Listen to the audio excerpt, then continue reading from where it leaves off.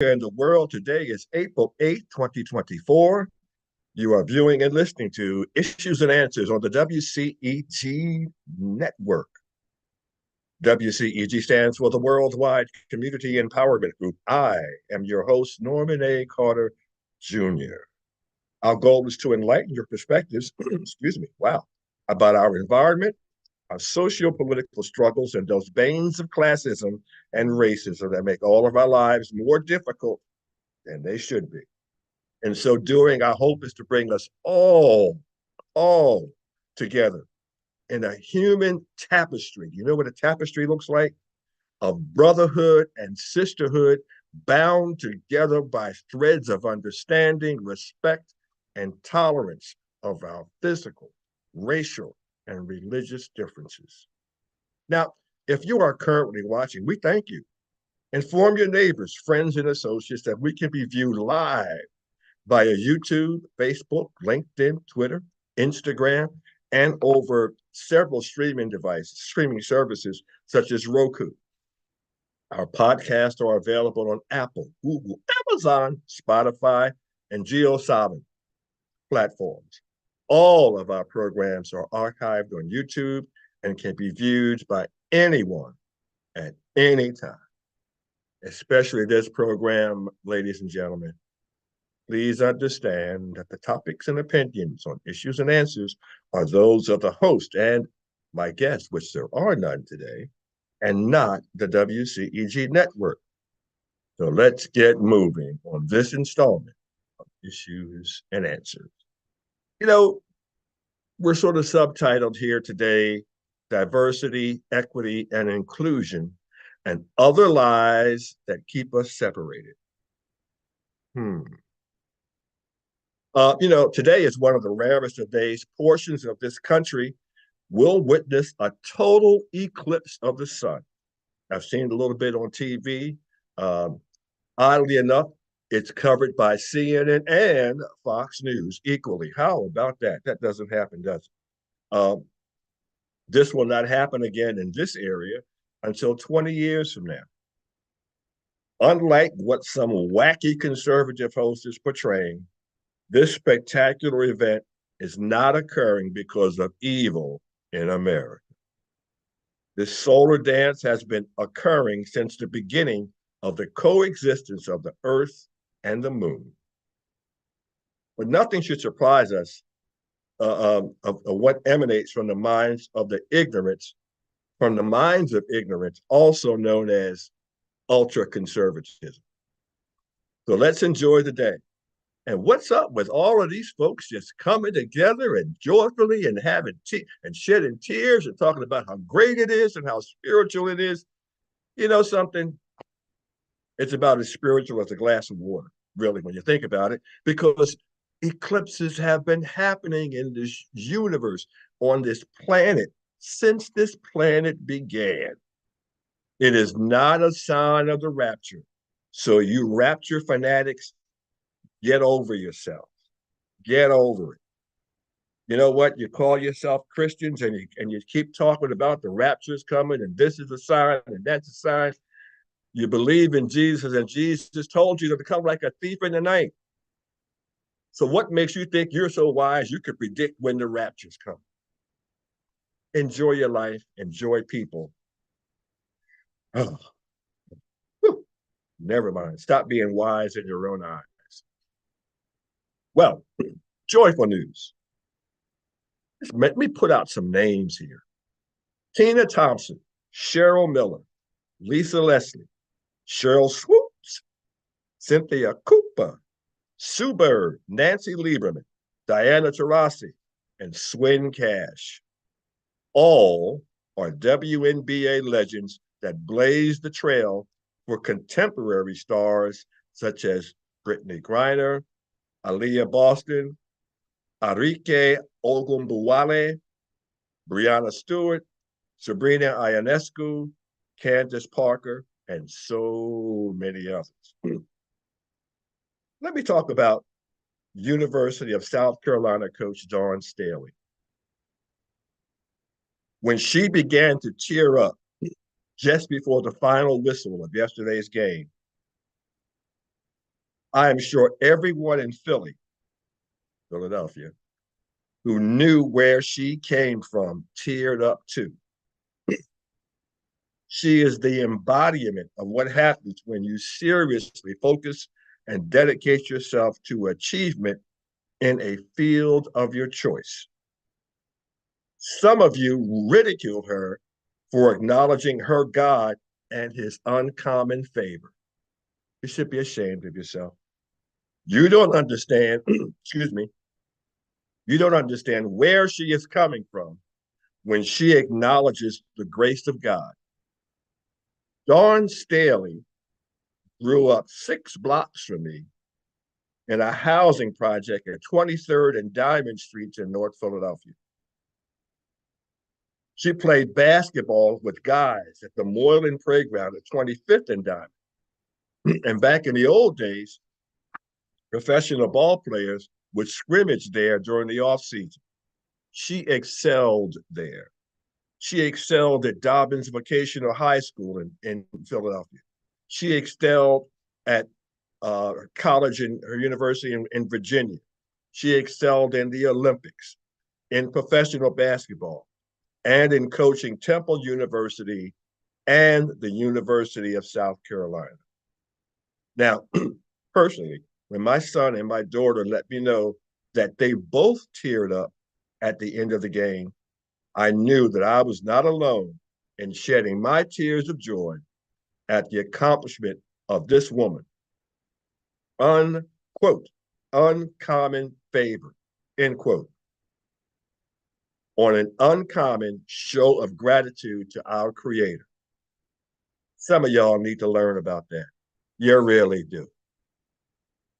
Now, I've been a fan for years. I can't even remember how far back of women's basketball. And so many of you disparaged women's basketball, whether it was in high school, college, or professionally. I'm old enough to remember when young women were not allowed to run up and down the court in basketball. They had to walk. But during that time in North Philadelphia, in Reynolds Elementary School playground, there was a teenage girl who played right along with her brothers, just as good as they were. She played with her brothers, she played with the old heads, running up and down a concrete basketball court and holding her own. I saw her, I guess it's about 15 years ago, when I visited Philadelphia. Now, my daughter, Monique, excuse me, was a founding season ticket holder of the Atlanta Dream of the Women's National Basketball Association, known as the WNBA. Prior to the pandemic, I was an Atlanta Dream season ticket holder for 6 years. This year, millions have been captivated by the performances of Caitlin Clark, Camilla Cardoso, Paige Buchers, and a host of others. I believe that finally, women's basketball will receive the national attention and financial support it has long deserved. Warning, don't sleep on the WNBA, all right? This new season begins in just a few months. Game tickets are going to be the hottest sporting events in the country. Get your tickets now for your team that's nearest you. I'd like to talk a little bit about the October 7th war that is still with us. You know, we've been duped into forgetting the horrible tragedy committed by Hamas in the murder, rape, and kidnapping of Israelis and others on October 7th, 2023. Hamas cowards, armed with weapons of war, attacked innocent, unarmed civilians, many of whom were attending a celebration of youth, music, and love. Children were not only murdered, they were decapitated. Women were gang raped. Hostages, young and old, were taken and hidden in camps, hospitals, and tunnels. As of today, 200 hostages, not all of whom are Israelis, are being held by Hamas and their terrorist cousins. Israel has offered a ceasefire if the hostages are released. Hamas has refused.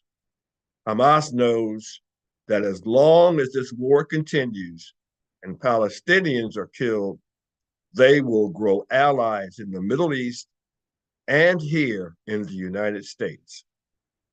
Yes, Netanyahu appears to be ruthless in his retaliation for the incursion of Hamas into his country. But think, folks, how ruthless were we when we dropped 2 atomic bombs on Japan at a time when its armed forces were on the verge of surrender? Think about that. How ruthless were we perceived in our pursuit of those responsible for 9/11?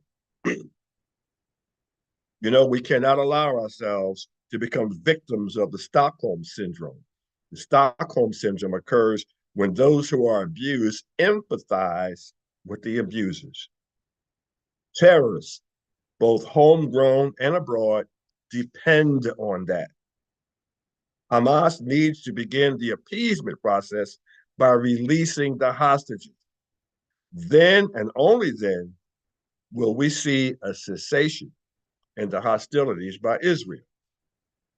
By the way, this is not the fault of Joe Biden. He is president of the United States, not the president of Israel. His name is Benjamin Bibi Netanyahu. Stop listening to and heeding propaganda meted out by John Birchian extremists, I'll tell you about them later, and their media champion, Fox News. We move on. Reparations for slavery. Reparations for slavery. Things that divide us and don't bring us together. Can we just stop supporting political factions that keep talking about reparations for slavery? This is unpopular to say, but no one living today is responsible for slavery. And who pays for the reparations? Do not be dumb enough to say the government. We, the taxpayers of America, of every race and background, are the government. Are we going to tax ourselves in order to pay ourselves? And stop with the white guilt trip. Next, who gets paid? How do you determine who is Black and who is not based on color when so many people have been, quote, passing, end quote, for decades? What about those indentured slaves from Ireland, Italy, and Great Britain you never, ever talk about? Yes, racist whites will be with us until the apocalypse. Like roaches, they will not go away. But understand, penalties for slavery should have, but were not, meted out to those directly responsible when they occurred in this country. Slavery, for those of you who don't know, was a worldwide plague adopted by every industrialized country. Every industrialized country. If you don't believe me, go down to and visit the African American Historical Museum in Washington, D.C. Take the time to do that. Slavery, it did not begin in America. Yet America, you don't get off the hook, America, with its promise of liberty and justice for all, should have been the first country to disavow this practice. It's not just a practice of Southern heritage. It existed throughout this country. And this leads to another fallacy.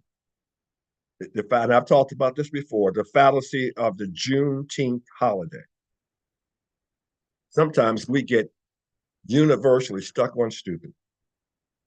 Slaves in America were not liberated on June 19th, 1865.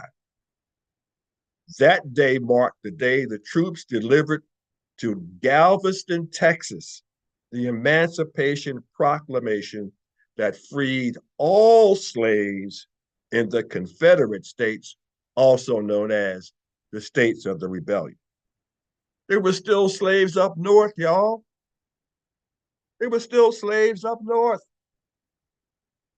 The 13th Amendment to the Constitution, enacted on December 18, 1865, freed slaves in both the North and the South. That is the day that we should be that should be the focus of a national celebration, and not the half-stepping June 19th. June 19th was half-stepping. December 18th, 1865 was the real thing. But you know what? We're so hung up on Kwanzaa. We don't want that. We don't want to put that in. So we embrace Kwanzaa, but we conveniently forget about December 18th, 1865, and get sold out and half-stepped by embracing June 19th, when June 19th did not apply to every slave. But you who are shackled by tradition, no matter how wrong it is, will not change. I don't have that illusion. That is sad, and that is why it's easy to satisfy you by giving you butter without bread to put it on. Stop selling yourself short by celebrating ignorance and deception. We move on. Healthcare, welfare benefits, and the lies they foment. Around 1968, when I was a Philadelphia police officer, I was driving with my partner, Jimmy Bergheyer, through a predominantly Caucasian working class neighborhood. It was a Monday morning. I could clearly see that at 9:30 a.m., the bank was full of people, all of whom seemed to be Caucasian. I asked Jimmy, why are so many people in the bank this early in the morning? Did I mention that Jimmy was Caucasian? Okay, he was. Matter of factly, he told me, they were there to cash their welfare checks. I was shocked. Because of what I experienced in my young life and what I viewed on television, I thought the only people receiving welfare benefits were African Americans. You never saw on television a Caucasian complaining about the need to increase welfare benefits. Nearly 25 years later, I was a supervisor for the Pennsylvania Office of Inspector General. My branch investigated government benefit fraud cases. It was there that I learned, and y'all need to pay attention to this. It was there that I learned that the largest number of recipients of welfare benefits in Philadelphia and the country were not African Americans, but Caucasian Americans. From Maine through Appalachia to Alabama through to California, the truth remained constant. Yet, whenever there was a demonstration for an increase in Medicaid, food benefit, food stamps, or welfare checks, organizers made sure that only African Americans participated in those demonstrations. Think about that. Think about that. The only Caucasian demonstrators were young, collegiate-aged activists. And there lied the problem. This tactic solidified the national impression that whenever there was a cry for increased benefits for poor people, the only people affected would be African Americans. So they made it seem like it was an African American problem and not a universal American problem. The same African Americans who were the disdain of the powerful Dixiecrat wing of the Democratic Party. Y'all have forgotten about the Dixiecrats, haven't you? How convenient. Those Dixiecrats controlled the Democratic Party from the late 1800s until the early 1970s. Think about that. Those Dixiecrats then migrated to the Republican Party as it was felt that the Northern, quote, liberals, end quote, were taking over the Democratic Party. That prejudice controlled Republican thinking even through the Barack Obama presidency. That is why the Affordable Care Act, which was the brainchild of former First Lady Hillary Clinton, was derisively dubbed, quote, Obamacare, end quote. It was a pejorative moniker adopted by the Dixiecrat influenced Republican Party, and that was not dissimilar from using the abominable N word. Think about it. Why didn't these closet racists dub Social Security Roosevelt care? Think about that. Now, here is how stupid this tactic was. Many of the people who could have benefited from the Affordable Care Act lived in what is called the Appalachian areas of Virginia, West Virginia, Kentucky, Tennessee, and also in Georgia. These are predominantly low-income Caucasian areas whose ancestors were coal miners. But they were convinced by their governors, congresspersons, and senators to vote against any candidate who proposed using funds provided by the Affordable Care Act. That eventually meant, and means today, that many rural areas would be denied access to nearby medical care. People in need were persuaded to vote against their own best interests because of racial and economic negative propaganda. That stupidity still remains with us. Now, who is behind this? Takes us to our next section. I'm talking about something or a group that I've talked about before. Most of you have ignored me.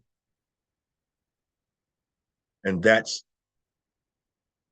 really your problem. And that's why some problems persist. But I'm going to talk about it again because maybe by repetition, it will sink in finally.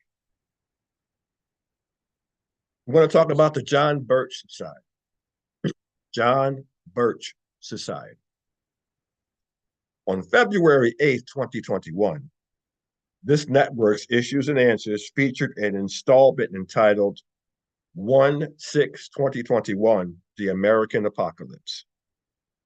On the heels of the insurrection of January 6, 2021, a team of award-winning journalists appeared on this program and delved into the malignancy that had infected the Republican Party. This malignancy evolved to the point that there was an effort to kill the Vice President of the United States, the Speaker of the House, and others in order to take over the United States government. Y'all seem to have forgotten that, so let's talk about it again. This malignancy evolved to the point that there was an effort to kill the Vice President of the United States, the Speaker of the House, and others in order to take over the United States government. And in case you have forgotten, 147 Republican congresspersons and senators supported this effort. Some even facilitated it. This program that I've talked on February 8th, 2021, dealt with how expatriated Nazi leaders settled into the United States and found fertile ground in the Republican Party. Now, this program was not subtle. We named names and reported on documented incidents. To date, this has been one of the most watched episodes of my installments of Issues and Answers. People are still watching it. People are still watching it. I'm telling you today, people are watching that program today. And I can say that and know that it's happening. But although we mentioned the influence of Nazis, we did not mention the equally dangerous influence of the John Birch Society. Now, I have mentioned this group several times on this program. Far too many of you have ignored this group. Far too many. And if I hurt some feelings right now, too bad. Sometimes, as my childhood friend Butch used to say, the truth hurts. Sometimes. In short, the John Birch Society was founded in 1958 by candy manufacturer Robert Welch. He made some kind of those little mint patties. He originated them in other junior mints, I think they used to be called. He manufactured those and several other candies. Even then, in 1958, this organization was dubbed a dangerous extreme right-wing organization. It was and is racist, nationalistic, and an isolationist group, and led by multimillionaires who are highly influential in supporting repressive government policies such as gutting the voting rights legislation. The John Birch Society does not seek a high profile. That's why you don't hear talk about it. And we're going to talk about it here on WCEG. Yes, we are. Yes, we are. They work behind the scenes. And here's an example. This is from my personal experience. And I mentioned this a few weeks ago, but I'm going to mention it again. Many years ago, I was employed as a security officer at a hotel in suburban metro Atlanta. The John Birch Society decided to feature their Man of the Year award ceremony there. But they had several mysterious restrictions. They did not want anything posted in the building about their event. That was highly unusual because organizations who have conventions and events, they want their name all over the place so that everybody knows that they're there. Next, they wanted a guarantee that no wait staff at their event was born in a country, and definitely no African American wait staff. This event was to honor Bob Barr. Bob Barr. Some of y'all know this man.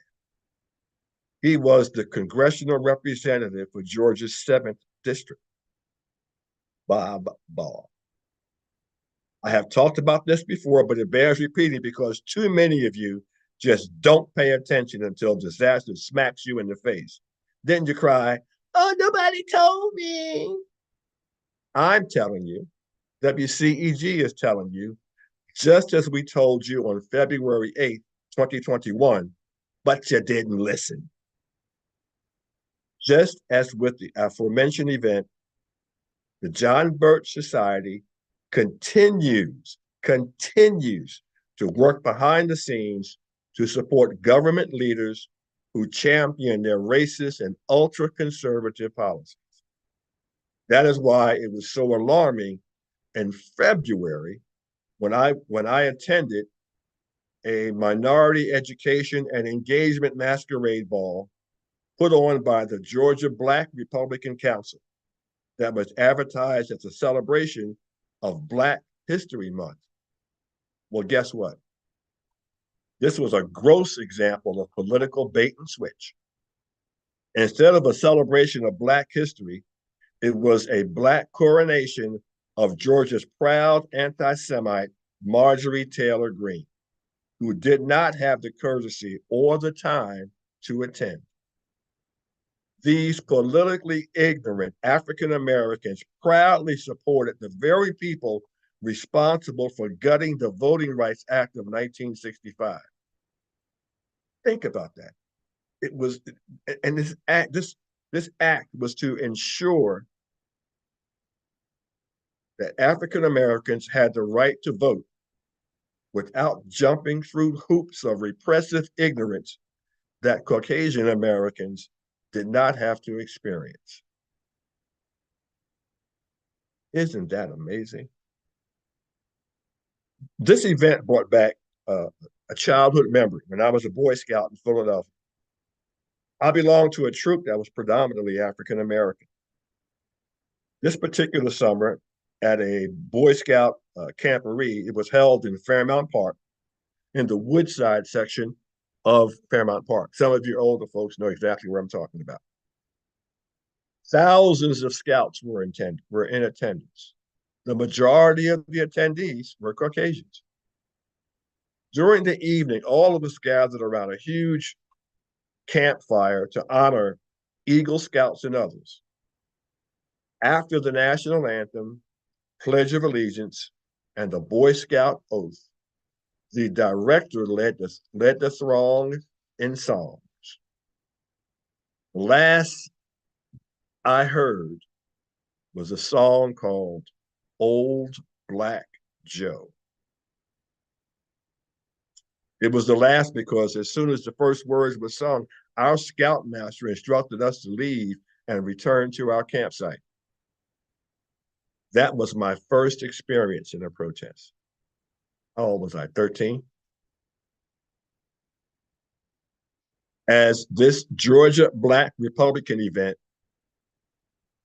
at this Georgia Black Republican Council event, all of the group I was with left because of the near nauseating pontification about people who keep their political foot on the throats of American Jews, African Americans, and immigrants from what Trump described as, pardon my French, shithole countries. Those are his words, not mine, because I don't talk that way. But the president of the United States said that. That is why it was so disheartening to hear the racist propaganda that dominates the tragic event of a barge running into and destroying the Patrick Henry Bridge in Baltimore, Maryland. Those political extremists, who are predominantly Republican, state that this was an example of the results of diversity, equity, and inclusion. Diversity, equity, and inclusion policies that simply, and they said that simply because the city is 70% African American and has an African American mayor. So that's they're blaming a barge that came from Singapore that ran into the bridge on the election of a Black man in Baltimore.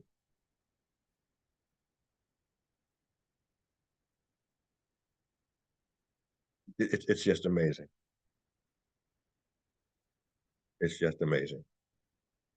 This is the type of political idiocy, and some of this was just on Facebook today, This is the type of political idiocy that took Hillary Clinton through two Republican-led congressional hearings in order to find wrongdoing, but ended up with nothing.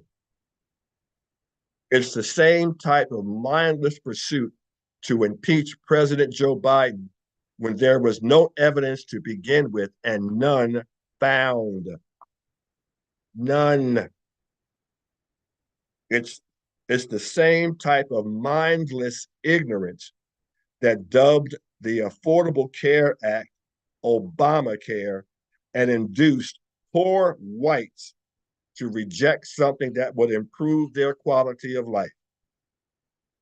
Instead, they shouted with joy when Donald Trump vowed to reopen coal mines and end government safety restrictions that kept coal miners safe and free from black lung disease.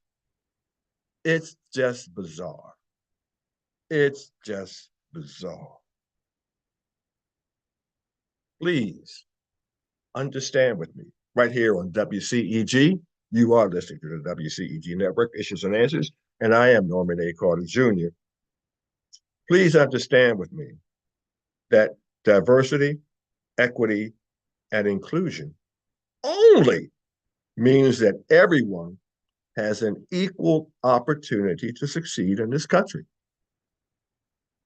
If you meet basic qualifications for a position,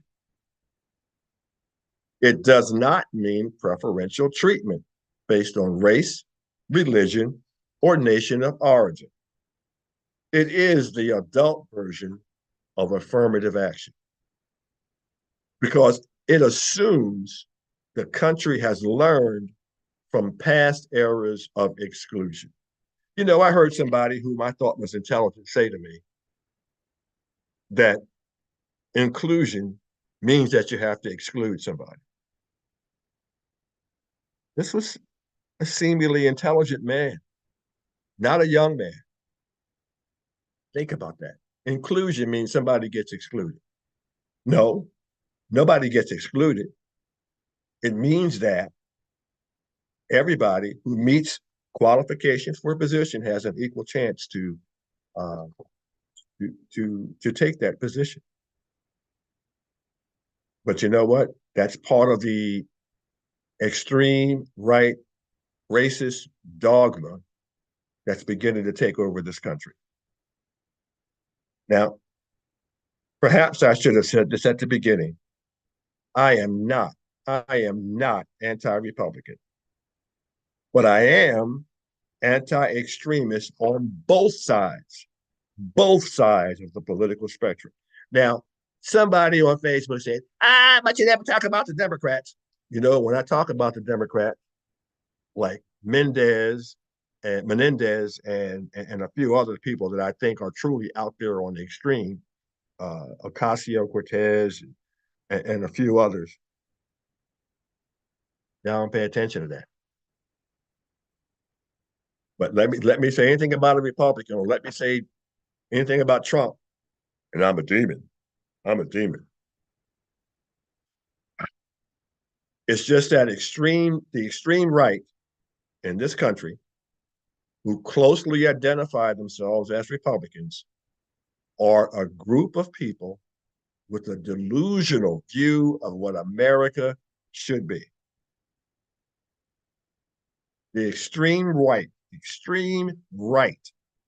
who closely identify themselves as Republicans, are a group of people with a delusional view of what America should be.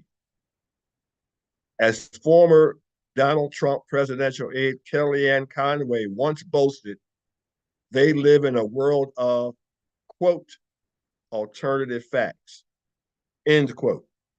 She said it. I didn't make that up. That's not democratic dogma. She said it. This is the Machiavellian world of Adolf Hitler, Benito Mussolini, and Vladimir Putin. That is far, far from the world envisioned by the founders of this country. Let me remind you that the opinions on this program are mine alone and not the opinions of the management of WCEG. All right? Whew. All right. Some of you are going to turn this off after the first 17 or 18 words, but that's okay. As I said before, the truth hurts. Sometimes that's a good thing. This next section is entitled, Are We Acting as Christians or Are We Just Thugs with Halos? Are we acting as Christians or are we just thugs with halos? We have recently repeated the season of Mardi Gras, Lent, Holy Week, and Easter. There's probably no other Christian season filled with bacchanalian revelry, repentance for the revelry by self-sacrificing during Lent, and anti-Semitism cloaked in reverence to the God of Abraham and the Christ as this one. Anti-Semitism, you say? You are alarmed? You are only alarmed if you don't know history and glean your knowledge from the King James and New King James versions of the Bible. And let me say this, said it before, to some of you who don't understand, will not believe me, but no reputable biblical teaching college or university uses the King James or New King James versions because of their inaccuracies. The best example of this is the made-up story about the woman caught in adultery and Jesus demanding her accusers, he who is without sin, cast the first stone. That story does not appear in the original manuscript. It was added centuries later by people who wanted to drive home a particular point. By the way, what happened to the man caught in adultery?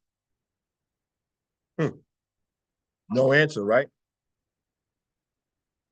Yet these two versions and their cousins continue to be the most popular in use in America.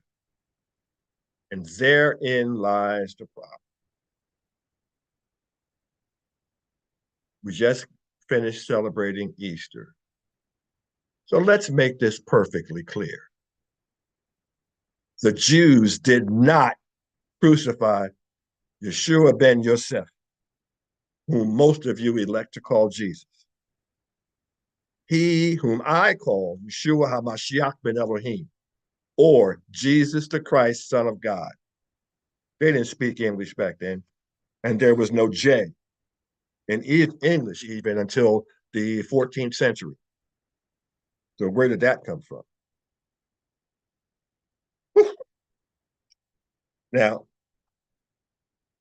the Son of God was brutalized and murdered by Romans led by a vicious Pontius Pilate.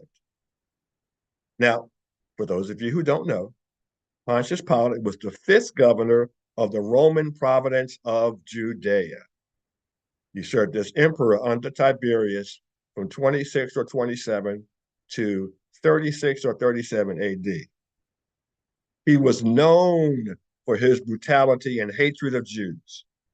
Unlike what is portrayed in our Bibles, he was not the indecisive, weak-willed leader who would agonize over the crucifixion of a man whom he viewed as a terrorist.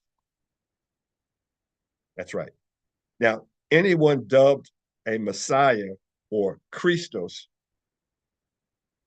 which we call Christ, would have brought back relatively recent memories of the rebellion led by Judas Maccabeus, also known as the Hammer, against Roman rule, or even the Moses-led exodus from slavery in Egypt. That is why the accusatory placard on the cross of Yeshua read, Yeshua of Nazareth, King of the Jews. He was crucified for treason, not for his religious convictions. He was only a threat to Rome and to that minority of Jewish Pharisees who were in power at the behest of the Roman rulers. There was not a throng of Jews yelling, crucify him. That nonsense was gleaned from the book of John, which has been highly contested, which was highly contested before it became part of the canonized versions adopted by the Emperor Constantine at the Nicene Conference. Some of you may not know that the book of John has great prominence among anti-Semites who mask themselves as Christians and evangelicals. Please do your research on the Johannine community of the 1st and 2nd century. I'll say this. Bible study needs to focus on Bible history as well as Bible doctrine. That will go a long way towards making us committed Christians rather than seeds planted in rocky soil. It was not until an encyclical by Pope John Paul II in 1980 that the Catholic Church stopped blaming Jews for the crucifixion of Christ. Intelligent Protestant churches followed. Yet today, many churches still preach this lie, and they are the bedrock of anti-Semitism in this country. 1st century Jews had no power to crucify or demand crucifixion of anyone. They were slaves of the Roman Empire. Slaves do not have that type of power, do they? So let's stop blaming people who were in the same boat of slavery as we. We should be bigger than that. We should be more Christian than that. Don't be a biblical fool. Remember Proverbs 4:7, quote, the beginning of wisdom is this, get wisdom, and whatever else you get insight, end quote. Now, insight is knowledge or understanding.